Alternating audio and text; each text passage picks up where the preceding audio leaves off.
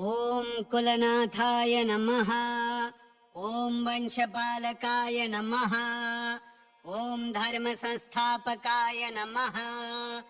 ॐ सङ्कटनाशकाय नमः। ॐ कार्यसिद्धिदायकाय नमः। ॐ समृद्धिप्रदायकाय नमः। ॐ ऋणमुक्तिदायकाय नमः। ॐ पितृदोषनिवारकाय नमः। ॐ ग्रामरक्षकाय नमः। ॐ कुलशुद्धिदायकाय नमः। ॐ गुप्तरक्षकाय नमः। ॐ वंशवर्धकाय नमः। ॐ रक्षाकवचधारिणे नमः। ॐ चतुर्वेदी रक्षकाय नमः। ॐ भूमिपालकाय नमः। ॐ धर्मध्वजाय नमः। ॐ दिव्यतेजसे नमः। ॐ धर्मराजाय नमः। ॐ सत्यधर्माय नमः। ॐ योगिश्रेष्ठाय नमः। ॐ शक्तिप्रदायकाय नमः। ॐ सर्वविघ्नहर्त्रे नमः। ॐ मनः शान्तिकराय नमः। ॐ कुलपूज्याय नमः। ॐ अग्निरूपाय नमः। ॐ भैरवरूपाय नमः। ॐ नृसिंहरूपाय नमः। ॐ विष्णुरूपाय नमः। ॐ ग्रामदेवतायै नमः। ॐ धर्मदाय नमः। ॐ सर्वरक्षकाय नमः। ॐ गृहक्लेशहर्त्रे नमः। ॐ व्यापारसिद्धिदायकाय नमः। ॐ धनप्रदायकाय नमः। ॐ विजयप्रदायकाय नमः। ॐ कुलगौरववर्धकाय नमः। ॐ बन्धनमुक्तिदायकाय नमः। ॐ अचलविभूतये नमः। ॐ मनोकामनापूरकाय नमः। ॐ कष्टनिवारकाय नमः। ॐ शत्रुनाशकाय नमः।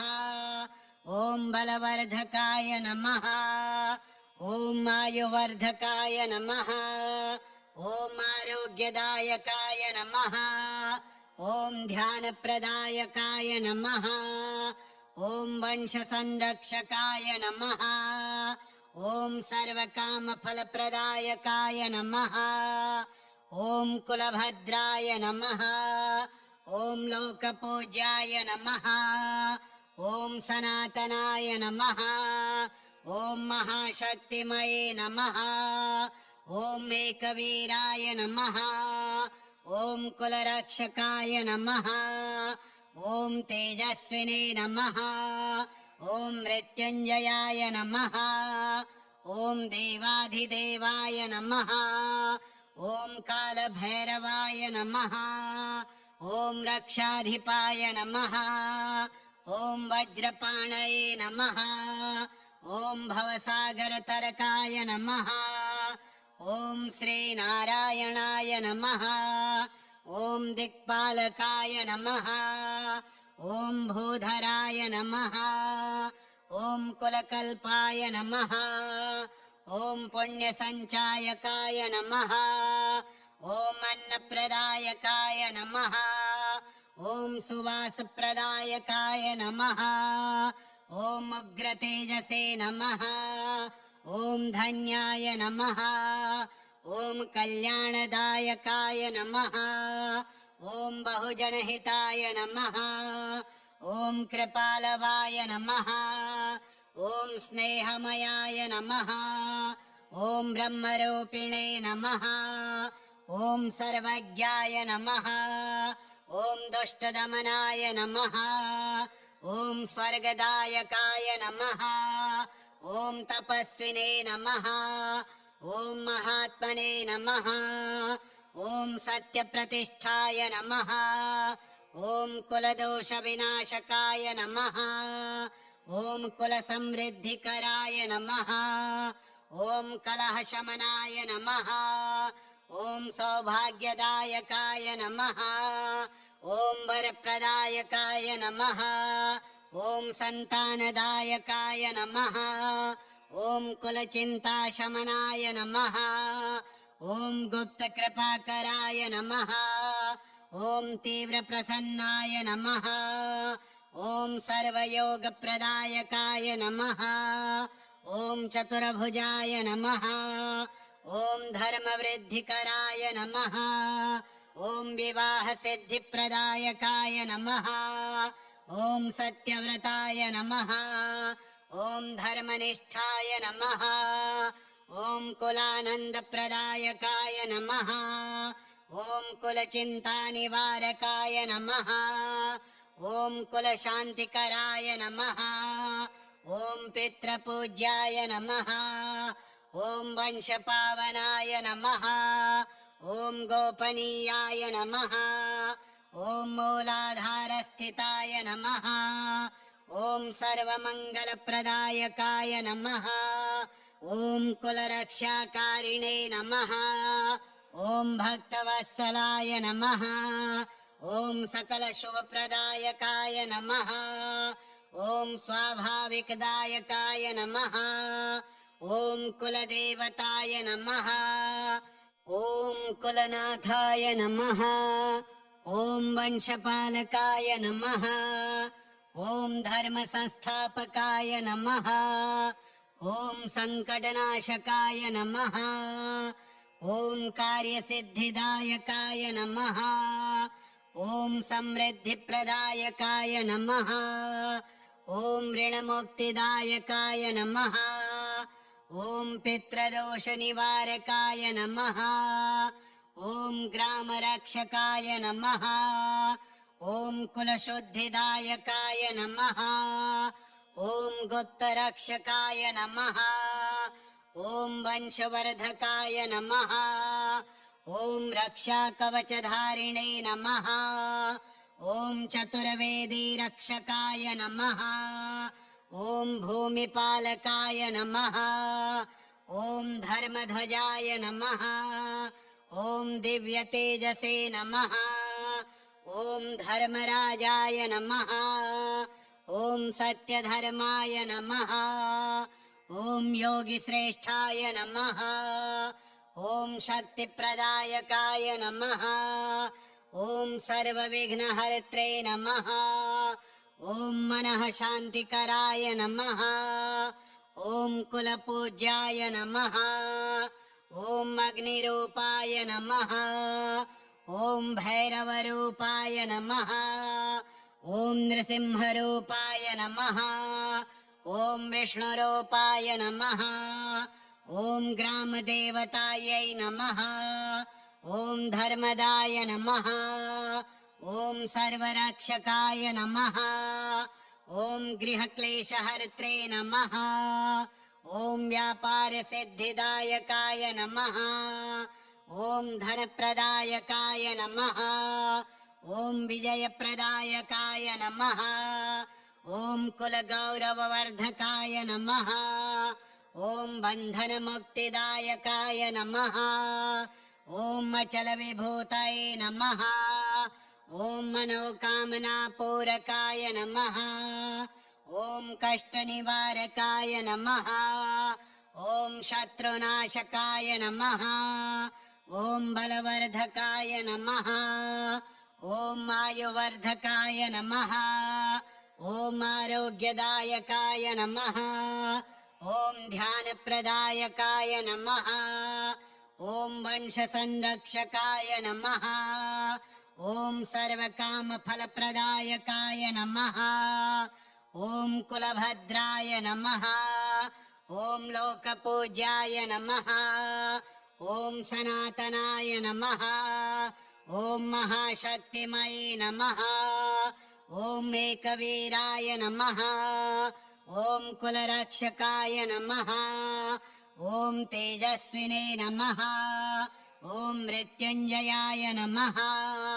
ॐ देवाधिदेवाय नमः। ॐ कालभैरवाय नमः। ॐ रक्षाधिपाय नमः। ॐ वज्रपाणये नमः। ॐ भवसागरतरकाय नमः। ॐ श्रीनारायणाय नमः।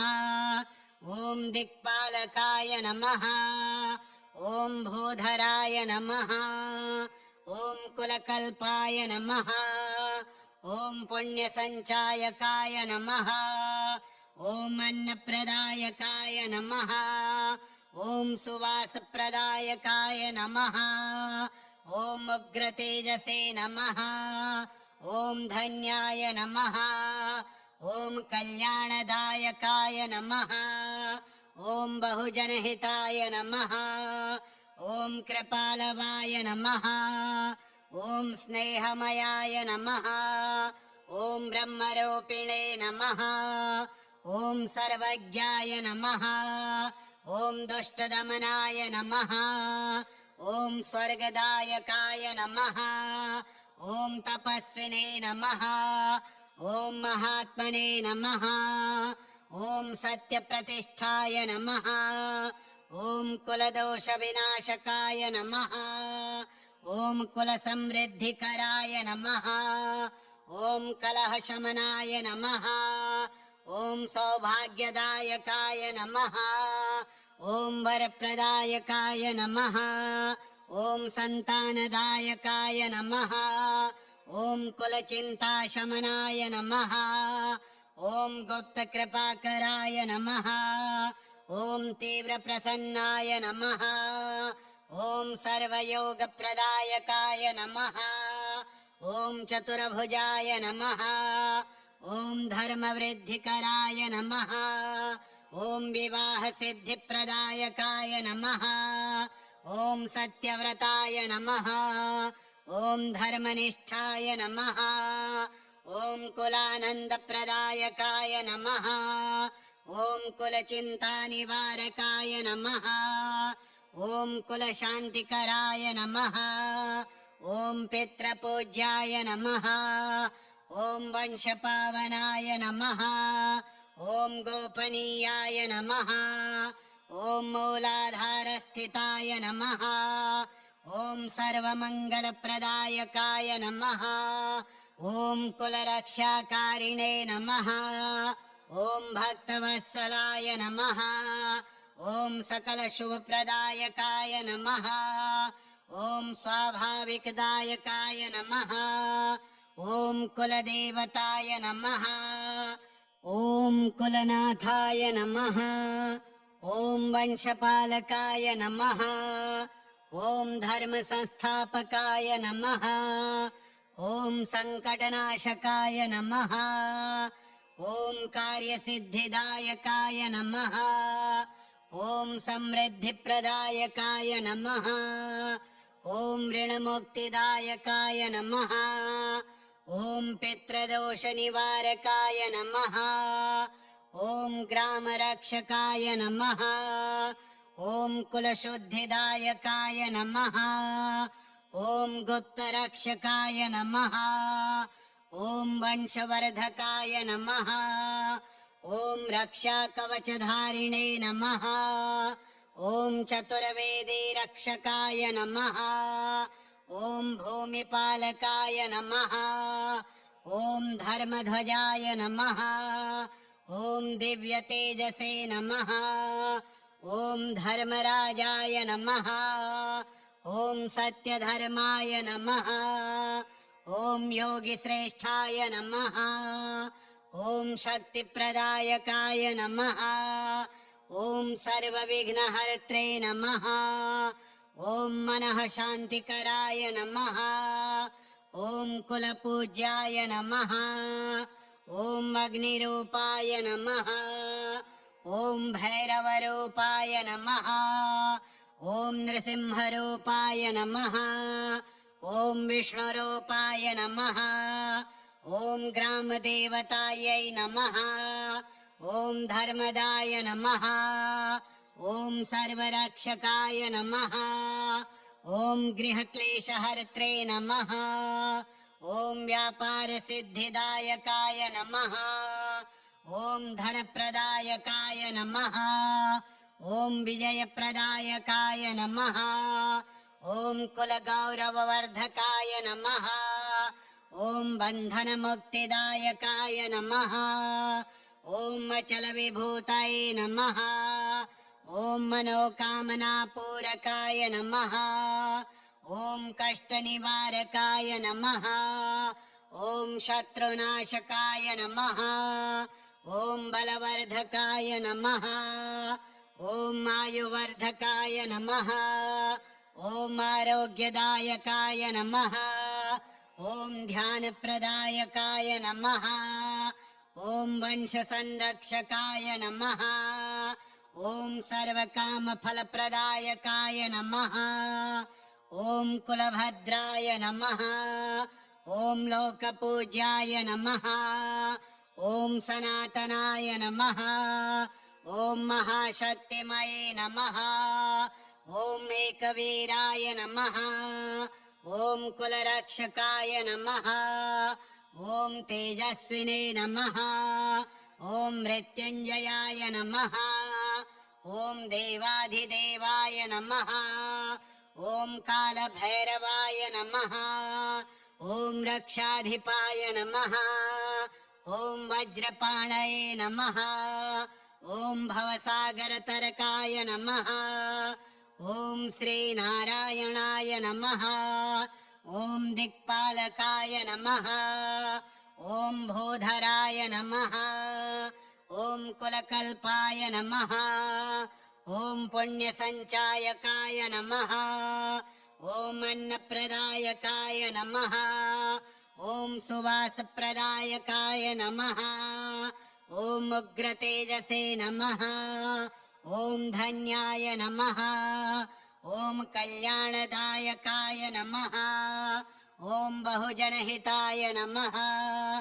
ॐ कृपालवाय नमः। ॐ स्नेहमयाय नमः। ॐ ब्रह्मरूपिणे नमः। ॐ सर्वज्ञाय नमः। ॐ दुष्टदमनाय नमः। ॐ स्वर्गदायकाय नमः। ॐ तपस्विने नमः। ॐ महात्मने नमः। ॐ सत्यप्रतिष्ठाय नमः। ॐ कुलदोषविनाशकाय नमः। ॐ कुलसमृद्धिकराय नमः। ॐ कलहशमनाय नमः। ॐ सौभाग्यदायकाय नमः। ॐ वरप्रदायकाय नमः।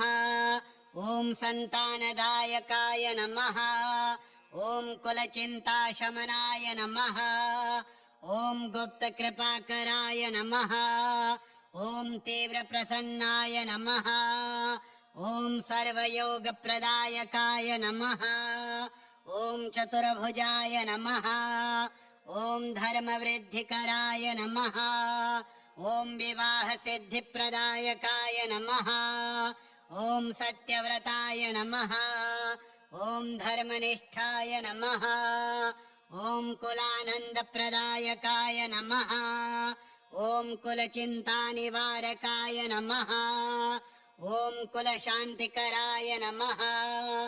ॐ पितृपूज्याय नमः। ॐ वंशपावनाय नमः। ॐ गोपनीयाय नमः। ॐ मूलाधारस्थिताय नमः। ॐ सर्वमङ्गलप्रदायकाय नमः। ॐ कुलरक्षाकारिणे नमः। ॐ भक्तवत्सलाय नमः। ॐ सकलशुभप्रदायकाय नमः। ॐ स्वाभाविकदायकाय नमः। ॐ कुलदेवताय नमः। श्री कुलदेवताष्टोत्तरशतनामावलिः।